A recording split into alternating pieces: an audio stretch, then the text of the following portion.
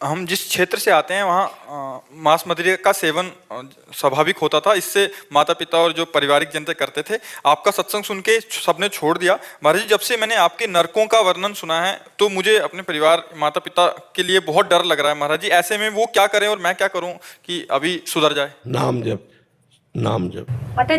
माता जी छोड़ दिए, लेकिन उनके मन से नहीं गया है। ऐसा लगता है कि मैं चली जाऊं, तो मेरे डर से उन्होंने छोड़ रखा है। लगता है मैं चली जाऊंगी तो फिर खाना शुरू कर देंगी। तो फिर नरक जाने के लिए तैयार रहती क्या?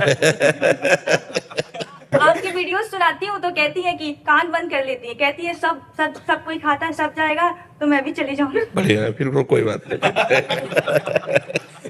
फिर कोई नाम जप कर रहे हैं। और देखो, ये जवान के स्वाद के लिए दूसरे शरीरधारियों का हिंसा करके, चाहे वो मुर्गा हो चाहे वो बकरा हो, हर जीव अपने शरीर की रक्षा चाहता है। आप एक चींटी को भी देखो ऐसे करके तो भागेगी अपने प्राण रक्षा के लिए। इन छोटे छोटे निरीह पशुओं की हत्या करके उनका जवान, उसके अंग काटे जाएंगे, फिर तुम जवान से खाओगे, तुम्हें अच्छा लगेगा? कैसी माँ हो, कैसा तुम्हारा हृदय है, इन तुम दूसरे जीवों के शरीरों की हत्या करके उसके मांस खाने के लिए तुम राजी हो? जैसे बोल दीजिए छोड़। तो ये सुना ना, अपनी माँ को सुनाना।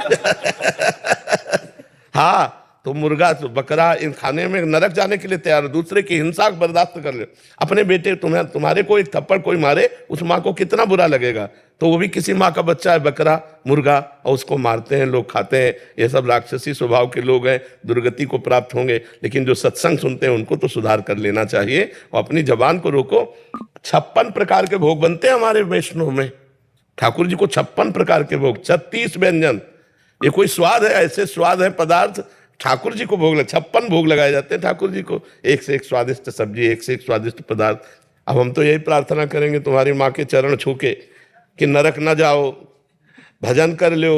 सुन के आपके मुख से बहुत डर लगता है कि उनके साथ भी ऐसा होगा। तो नहीं, वो होगा पक्का, अवश्य में भोक्तव्यम कृतम कर्म शुभाशुभम, अवश्य में भोक्तव्यम। भोगना तो पड़ेगा जीव को। देखो, बढ़िया वीआईपी कार में बैठे हैं, फिल्मी गाना चल रहा है और एक्सीडेंट हुआ, और पहले वो तार जला जिससे गेट खोला जाता है, अब उसी में पैक।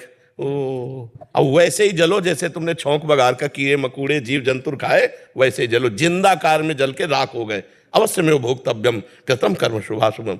हम इसीलिए मजाक नहीं करते, हम इसीलिए कहते डरो।